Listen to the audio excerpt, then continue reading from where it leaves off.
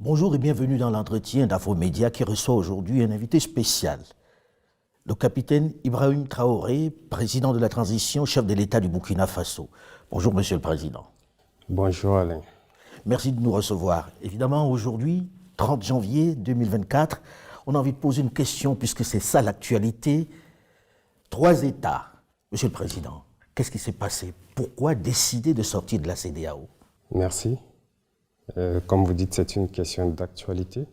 C'est intervenu le dimanche dernier, cette décision de retrait de ces 3 pays regroupés au sein de l'AES. Ce n'est pas de gaieté de cœur que de tourner le dos à une organisation, mais c'est à l'issue d'une analyse profonde. Et je pense que cette organisation est née en 1975, si je ne me trompe. En 1975, en effet. Avec des chefs d'État, pour la plupart militaires d'ailleurs. En tout cas, pour ce qui concerne l'AES, ils étaient tous militaires. Absolument.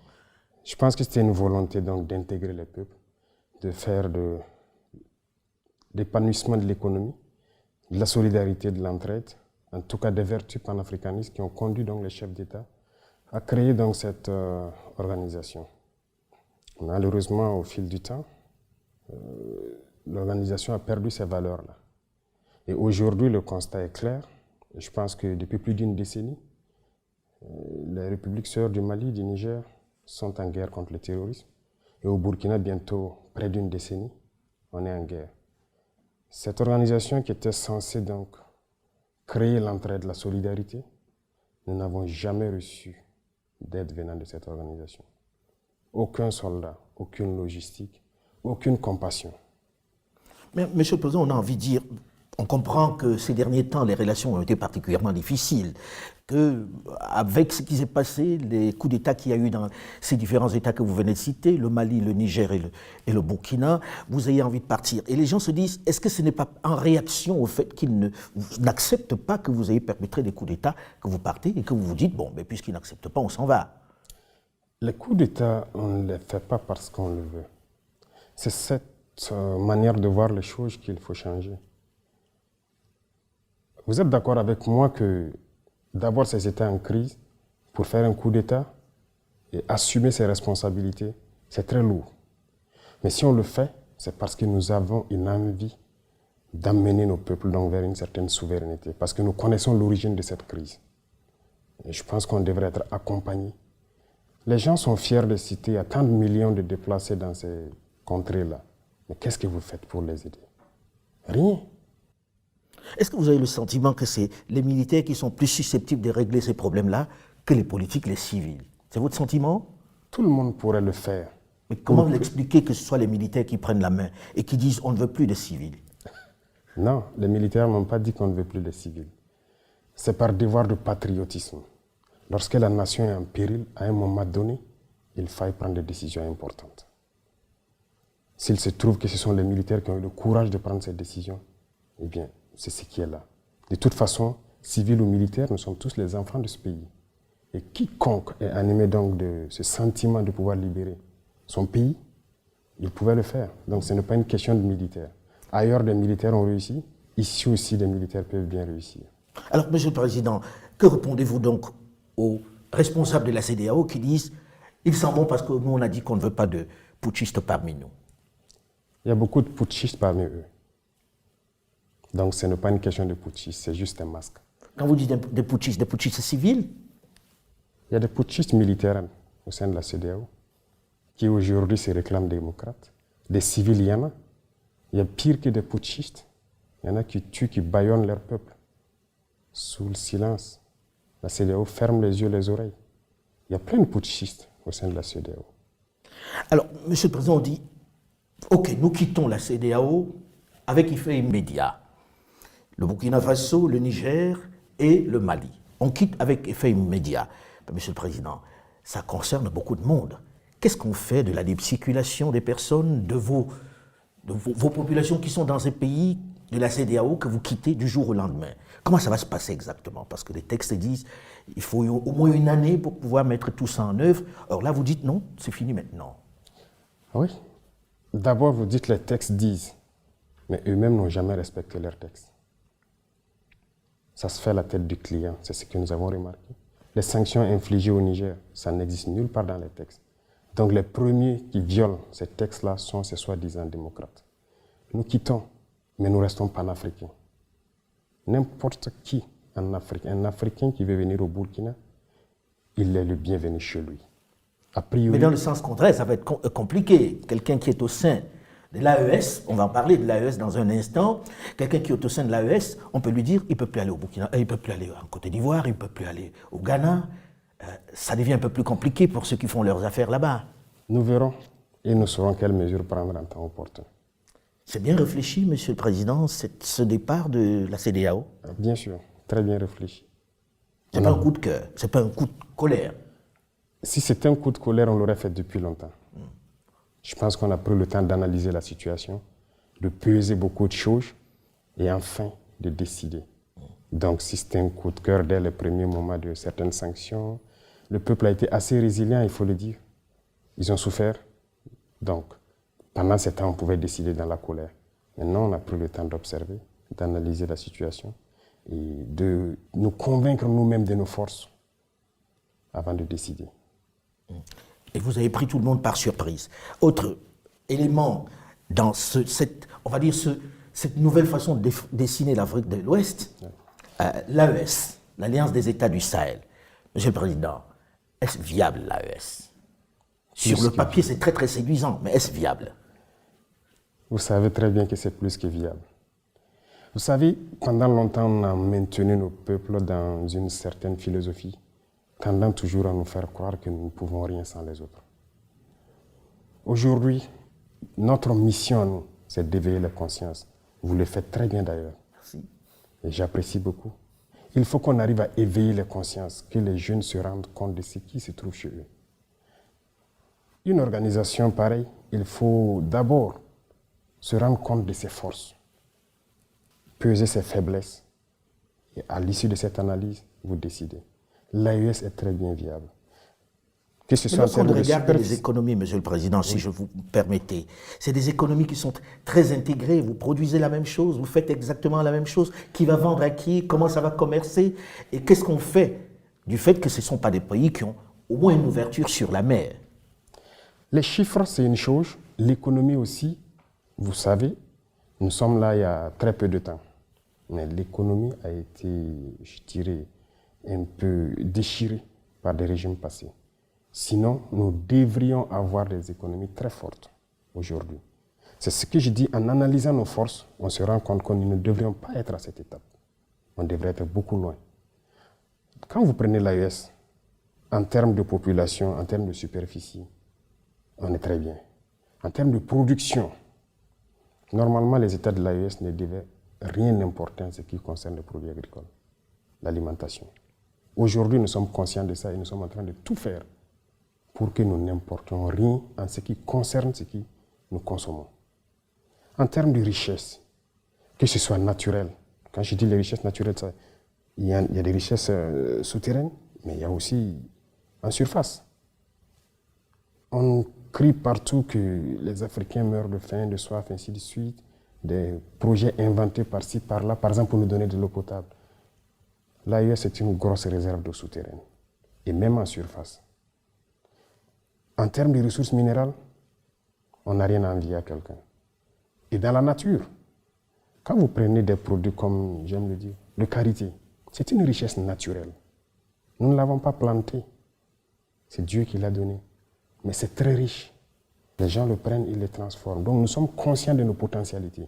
L'AES n'a rien à envier à quelqu'un. Pour vous, l'AES peut se suffire, être un ensemble intégré qui fonctionne normalement? Parfaitement. Monsieur le Président, lorsque l'on regarde la démarche qui vient d'être entreprise par ces trois États, très concrètement, on écoute un peu partout le fait qu'il y a besoin qu'ils soient en train de travailler avec d'autres sur un sujet qui est le sujet le plus important aujourd'hui, la sécurité. J'ai envie de demander, Monsieur le Président, aujourd'hui, vous êtes là depuis un certain temps déjà, ça fait plus d'1 an, quel est votre bilan dans le domaine de la sécurité? Avant qu'on ne parle de ces trois États en matière de sécurité, dans votre cas, au Burkina Faso, une bonne partie du territoire est encore entre les mains des terroristes. Qu'est-ce que vous avez pu faire depuis que vous êtes là, dans ce domaine-là? Très bien. C'est la priorité en fait pour nous. Comme vous avez dit, ces terroristes, c'est tuer, brûler, déplacer les populations, s'accaparer des terres. Mais je peux vous dire à l'instant T, comme je le disais dernièrement, il n'y a pas cette portion du territoire où nous voulons partir et que nous ne pouvons pas partir. Aujourd'hui, vous allez sur tout le territoire? Partout. Des territoires qui étaient sous contrôle, si on peut le dire, depuis 3 à 4 ans. Nous mettons pied. Mais pourtant, on parle de plus d'attaques qu'autrefois lorsqu'il y avait des armées étrangères sur le territoire. Ah oui, vous êtes sûr? Plus d'attaques, c'est relatif. Aujourd'hui, nous sommes à l'offensive pour la plupart des zones. Nous ne sommes plus dans une posture de défense. Nous partons vers l'ennemi, nous cherchons l'ennemi. Lorsque nous avons décidé de prendre notre destin en main, comme on aime le dire, c'est une décision assez importante et très courageuse. Et lorsque vous décidez comme ça, toutes les cellules dormantes se réveillent d'un coup. Et c'est à ce moment que vous vous rendez compte de l'ampleur de la situation du terrorisme. On s'est bien rendu compte. Mais pour faire la guerre, il y a d'abord le patriotisme. Il y a la logistique. Et il y a maintenant l'intelligence des situations. Le patriotisme s'est réveillé dans tous les Burkinabés. Que ce soit les combattants, que ce soit les populations civiles, vous les voyez bien contribuer. Ça n'aurait pas été possible il y a quelques années de cela. Pourquoi? Il faut savoir réveiller le patriotisme en chaque peuple.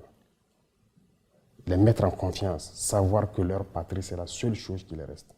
Ça, on a réussi à le faire. Voilà pourquoi lorsqu'on les demande de contribuer, ils le font. On a demandé aux gens de s'enrôler pour combattre partout où ils sont. Même aujourd'hui, si nous décidons que nous voulons 1 million de Burkinabés pour combattre, nous les aurons. Les volontaires pour la défense de la patrie. Défense de la patrie? Oui. Les gens sont prêts, ils sont engagés. C'est pas dangereux pour eux? Non, c'est leur patrie. C'est leur patrie. Partout dans le monde, les gens se sont battus pour leur patrie. Et Monsieur le Président, lorsque l'on dit ça, on a envie de se poser la question de savoir, ce terrorisme dure depuis un moment déjà dans nos territoires, avec des armées qui sont venues et des sommes extraordinaires dépensées, de l'arsenal militaire de qualité jusque-là. Comment expliquer que d'un coup, vous décidiez que tous les trois, vous allez combattre ça sans les autres? Est-ce que c'est réaliste? Qu'est-ce qui fait que ce soit plus possible aujourd'hui qu'avec ces armées qui étaient là? C'est plus que réaliste. Il y a eu plusieurs situations.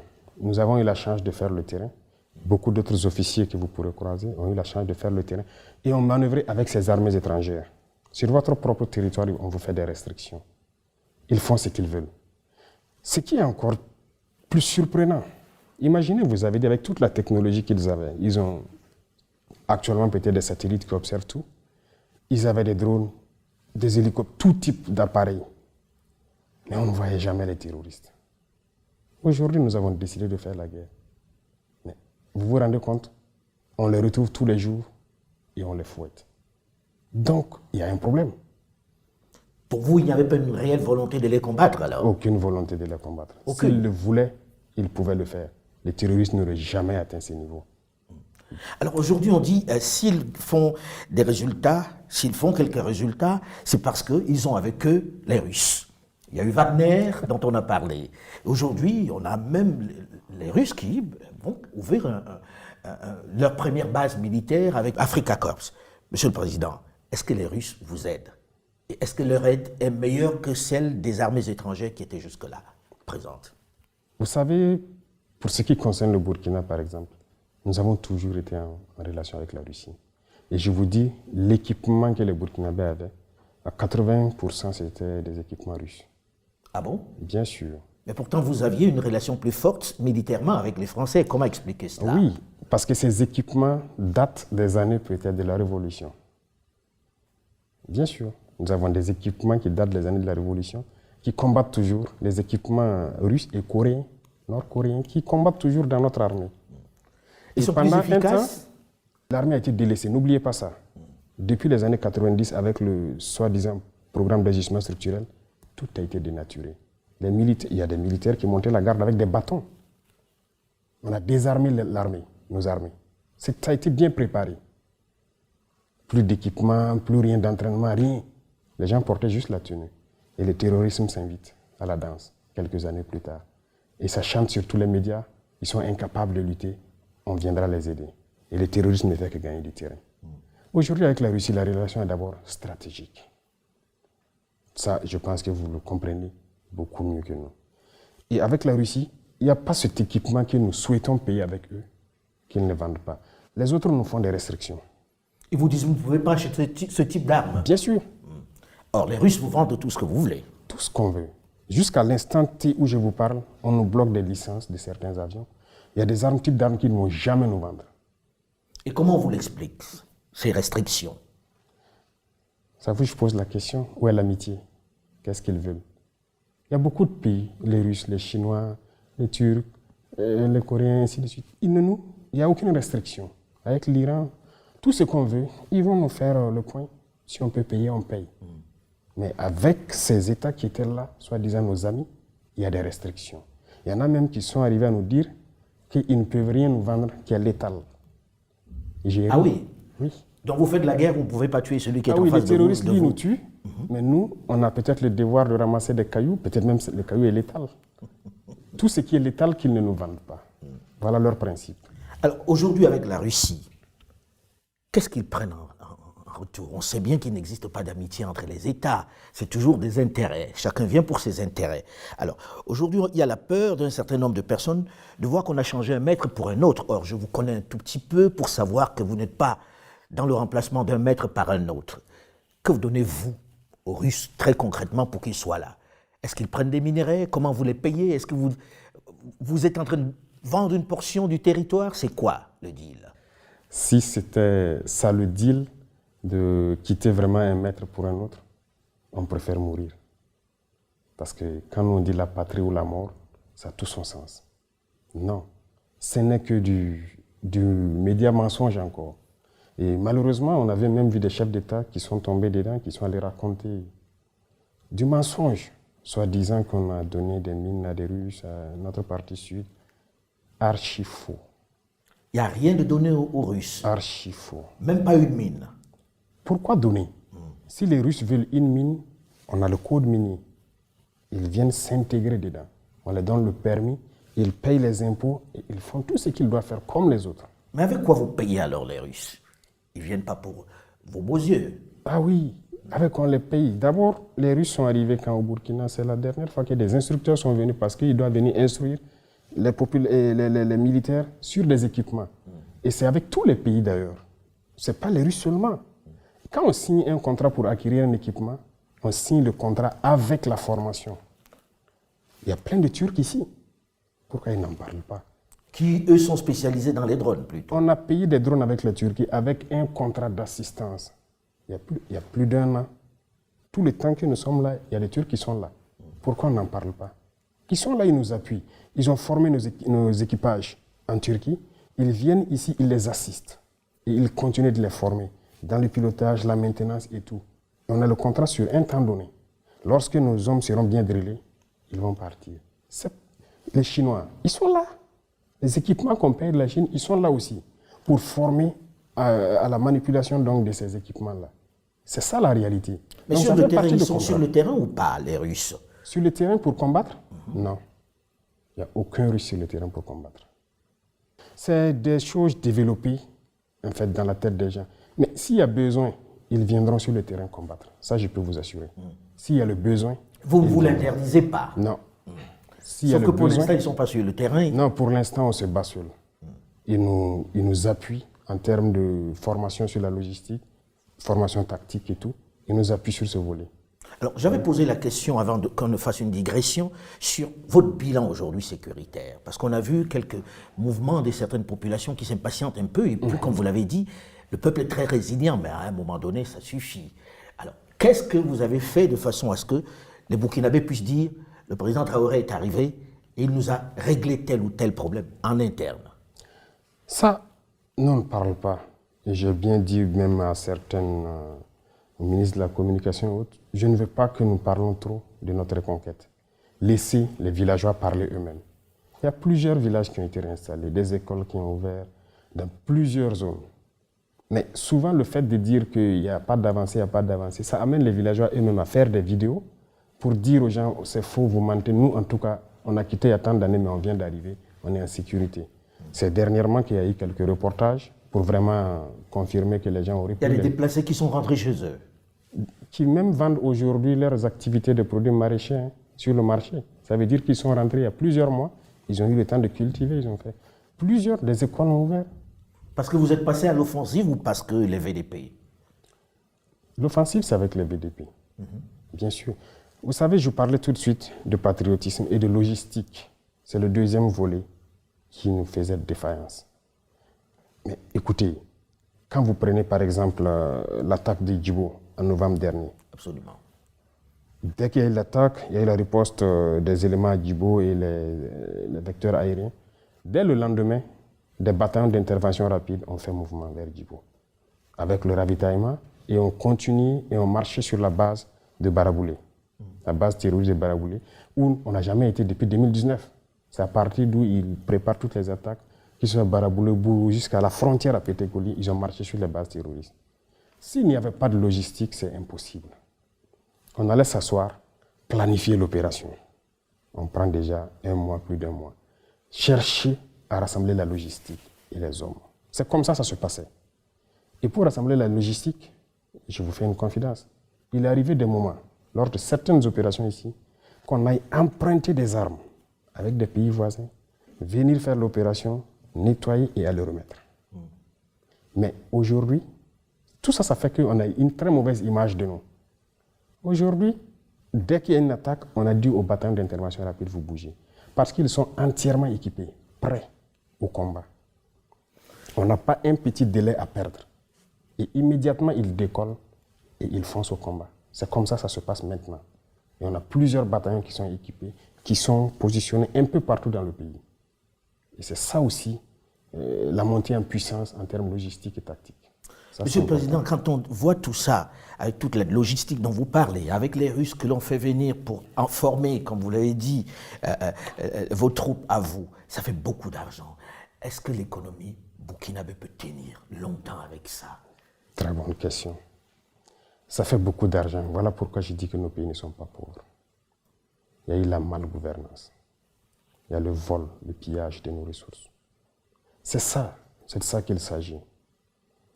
Je prends un exemple. Aujourd'hui, il y a le fonds de soutien patriotique. Les populations contribuent. Et on entretient en grande majorité donc les volontaires pour la défense de la patrie avec. Mais et le reste de l'armée qu'on est en train d'équiper? Tous ces moyens qu'on est en train d'acquérir. C'est là, c'est la gouvernance, les finances. Il y a des ressources, on a des potentialités.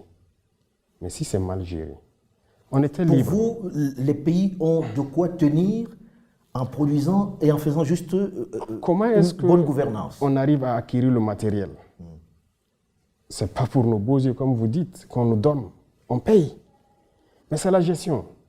Il y a des situations où on arrive à gérer parce que dans tous les départements, tous les secteurs ministériels, chacun fait de son mieux pour rationaliser. Et quand on dit rationaliser, c'est quoi? Vous savez, il y a cette habitude de corruption au haut niveau, de surfacturation, parce que lorsque quelqu'un fait les élections, surtout en Afrique ici, c'est comme une entreprise. On va les financer. C'est l'habitude ici. Ils distribuent des billets pour qu'on les vote. C'est un investissement. Et dès qu'il arrive, il est obligé de payer pour rentabiliser, pour rembourser. Il n'y a pas ça avec nous. On n'a pas de compte à l'extérieur. On n'a rien. On n'en veut pas. Tout est orienté vers la guerre. Si vous prenez le domaine du pétrole, vous savez que l'État subventionne le pétrole, les produits pétroliers, l'essence, le gasoil, pour que les Burkinabés payent ça moins cher. En 2022, par exemple, les subventions étaient autour de 400, presque 500 milliards.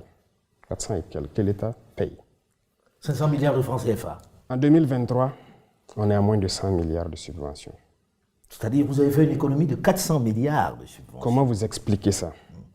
On était libres, nous aussi, lorsque les gens font leurs propositions, de dire à la société, la Sonabi, OK, telle personne va faire une proposition à tel prix, mais vous prenez à tel prix et les ressources, vous nous donnez.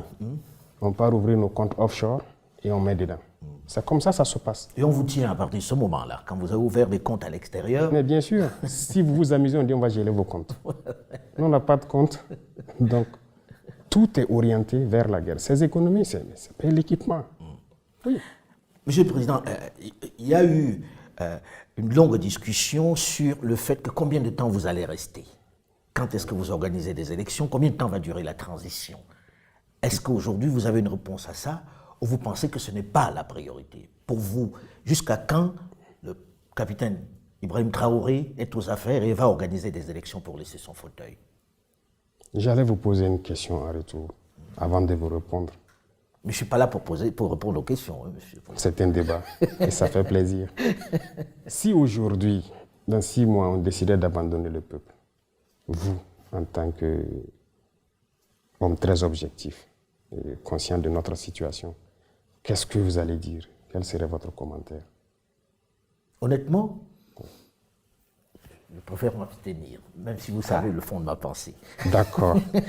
C'est pour vous dire que c'est fatigant souvent. C'est fatigant, mais la seule chose qui nous fait tenir, c'est l'amour du peuple. On se nourrit là-bas, on s'abreuve là-bas.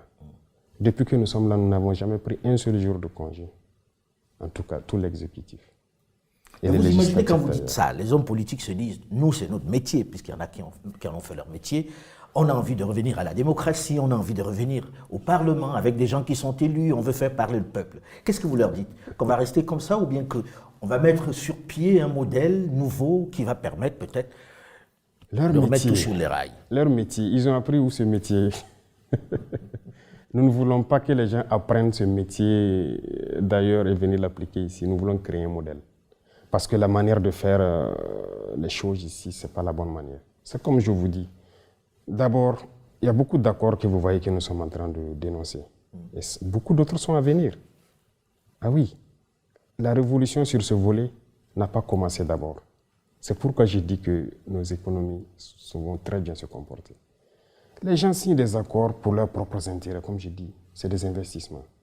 Malheureusement, les chefs d'État africains, ceux-là qui se mettent dans ces girons de métiers, de politique, là, n'ont pas compris toujours. Je pense que les faits d'antan devaient les donner beaucoup de leçons, telles que les Bokassa et autres. Ils continuent de piller les ressources de leur pays, aller investir chez eux. Comment est-ce qu'on peut donner... Je ne sais pas comment je vais expliquer. C'est inconcevable. Mais pour vous, Monsieur le Président, aujourd'hui, il n'est pas question de parler d'organisation d'élections, de fin de transition? Ah oui, on va organiser les élections comment à l'instant T? Donc il faut remettre tout à plat. D'abord non, hormis le système qui est en place, qu'il faut revoir, les élections, ça concerne tout le Burkina Faso. Vous pensez qu'ils sont prêts aujourd'hui à aller à Solé, aller à Falangonto pour faire les campagnes? Mais c'est des Burkinabés, ils doivent voter. Pour vous, il faut d'abord pacifier. Il faut qu'il y ait un minimum de sécurité pour que s'il y a campagne, les gens puissent aller partout au Burkina, expliquer leurs idées au peuple burkinabé et le peuple va choisir. Parce qu'il n'est plus question d'aller distribuer des billets. Ça, il y aura des réformes sur le code électoral. C'est fini ça. Si on vous prend dans ça, vous serez disqualifié. Bon, je ne vais pas dévancer l'Ouganda dans l'eau, mais c'est pour vous dire qu'il y a des réformes à venir. Cette manière de faire, d'aller acheter les consciences, c'est fini. Notre mission, c'est d'éveiller les consciences et que les gens n'acceptent plus jamais ça. Si vous pensez pouvoir gouverner le pays, vous expliquez votre programme politique. Qu'est-ce que vous allez faire? Et peut-être qu'au bout d'un temps, le peuple va vous évaluer si vous devez continuer votre mandat ou pas. Bref, on ne dira pas tout, mais il y aura des réformes sur le plan électoral. Et pour que les gens puissent faire les élections, tous les Burkinabés doivent voter. Monsieur le Président, je reviens à l'AES, qui est quelque chose d'important pour vous, puisque vous en faites le cheval de bataille dans cette guerre. Quelles sont les relations avec les autres chefs d'État du Niger et du Mali? Et est-ce qu'on peut envisager un élargissement de cette AES, même aux États qui ne sont pas dans le Sahel? La possibilité d'élargir, je commence par là, c'est possible. Dans la charte, ça existe. Donc on a fait une ouverture. Mais les rapports entre nous, c'est fraternel. C'est ce qu'on réveille de l'Afrique, c'est ça qui est là actuellement. Vous partagez la même vision sur l'Afrique? Ah oui. Parce que quelquefois, les gens sont jaloux de leurs prérogatives dans leur pays. Non, nous partageons la même vision et nous faisons la même mission. Et si vous regardez à travers donc les communications, tout ce que nous faisons, c'est pour éveiller les consciences. Pourquoi un chef d'État va se mettre à vouloir que son peuple se réveille? Les autres ont tendance à ce que le peuple s'endorme pour qu'il puisse continuer de faire ce qu'ils veulent. Nous, on veut que les peuples se réveillent pour que même après nous, que les gens ne laissent plus jamais des individus venir les mettre dans ces conditions-là. Donc, que ce soit au Niger ou au Mali ici, si vous remarquez dans notre communication, c'est toujours faire comprendre ce qui s'est passé avant. Et aujourd'hui, comment nous arrivons à casser les chaînes un peu de l'esclavage. Donc c'est ça. Il faut qu'on arrive à faire en sorte que tout le monde brise les chaînes de l'esclavage. Et c'est ça notre communication. Et c'est très important. Ça, c'est une vision. Deuxièmement, ce qui concerne notre autodétermination à nous autosuffire sur le plan alimentaire, il y a beaucoup de choses qui sont développées dans nos régions. Par exemple, quand on prend des cultures comme le blé, d'ailleurs, qu'on disait que ça ne peut pas se faire dans nos contrées, nous, on le fait aujourd'hui à grande échelle. Au Mali, ils le font à grande échelle. Le Niger, ils sont en cours. Il y a beaucoup d'autres spéculations qu'on est en train d'expérimenter. Le message, c'est de faire comprendre à nos populations que nous n'avons pas besoin d'importer. On peut tout produire pour nous ici et même exporter. Produire et exporter à l'intérieur de l'AES. Est-ce qu'aujourd'hui, Monsieur le Président, vous n'avez pas peur pour vous-même? Peur? Nous avons vécu la période de Thomas Sankara, oui, qui est un peu votre modèle, puisque beaucoup vous comparent à lui par vos idées, par votre manière de vous comporter, par vos choix. Oui. On sait comment ça s'est terminé. Oui, vous avez raison, et c'est la question que tout le monde se pose, et c'est la phobie du peuple burkinabé en fait. Lorsqu'ils pensent à ça, ils ont toujours peur pour moi. Pour ma personne, je n'ai pas peur. La peur, nous ne la connaissons pas. Nous avons fait face à la mort plusieurs fois. On l'a côtoyé. Nous ne savons pas. Dieu a fait que nous soyons vivants. On rend grâce à Dieu. Donc la peur, on ne la connaît pas. Mais on a analysé le passé. Sur certains volets, peut-être que le président Thomas Sankara a fait des erreurs. Lorsqu'il a dit, par exemple, laisser les amis trahir l'amitié, ce n'est pas à nous de trahir l'amitié. Je pense que cette phrase l'a emporté. Pour vous, il aurait dû être à l'offensive. Nous n'allons plus commettre les mêmes erreurs. Ça, c'est sûr. Et l'impérialisme, comme il a dit, est un très mauvais élève.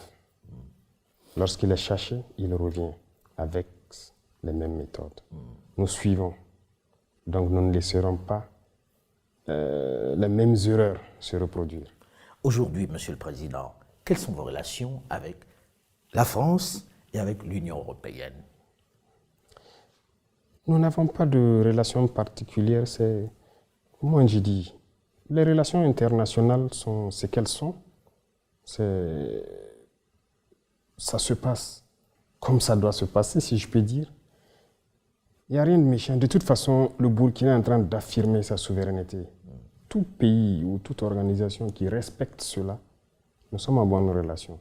Mais lorsque vous ne voulez pas, c'est là que vous voulez nous dicter ce que nous devons faire. Mais vous parlez quand même, non? Bien sûr. On se parle. L'Union européenne, dernièrement, on a reçu le nouvel ambassadeur. Je sais que vous avez suivi. Il est là, il travaille, il n'y a pas de problème. L'ambassade française aussi est toujours là. Ils continuent leurs activités. Et les Américains? Ils sont là. Donc il n'y a pas de souci de ce côté, la coopération continue, mais tant qu'on va respecter notre ligne idéologique, tant qu'on va respecter notre souveraineté, tant qu'on va respecter le fait qu'on veuille briser nos chaînes et être indépendant. Alors ça me donne l'occasion de terminer là-dessus. On sait que la CEDEAO n'est pas d'accord sur la sortie. En se disant, bon, pour nous, on a encore appris, je sais que la lettre leur a été adressée. Est-ce que vous acceptez encore la négociation? Est-ce que c'est envisageable que demain, vous vous dites, bon, ok, on a compris, on revient, si vous revenez à des meilleurs sentiments? Ou bien c'est terminé, on n'en parlera plus jamais? Il ne faut pas commettre certaines erreurs, je viens de vous le dire. Notre itinéraire, c'est un chemin de non-retour. Tout ce que nous faisons, lorsqu'on va décider c'est-à-dire les chaînes que nous sommes en train de briser, c'est pour toujours. Donc plus jamais de CEDEAO? Non, c'est fini. Si on entre là-dedans, et c'est ma dernière question, si on entre là-dedans, ça veut dire aussi que dans quelque temps, vous allez vous attaquer à la monnaie, qui est le CFA. Probablement. Laissez venir les choses. C'est presque inéluctable, non, Monsieur le Président? Vous savez, dans tout ce que nous faisons, ça vous a surpris, n'est-ce pas? Des choses vont peut-être vous surprendre encore. Il n'y a pas que la monnaie. Tout ce qui est lien, qui nous maintient dans l'esclavage, nous allons briser ces liens. Merci beaucoup, Monsieur le Président. Je vous en d'avoir prie. reçu. Je vous en prie. Cet Merci. entretien est à présent terminé. Restez sur Afromédia.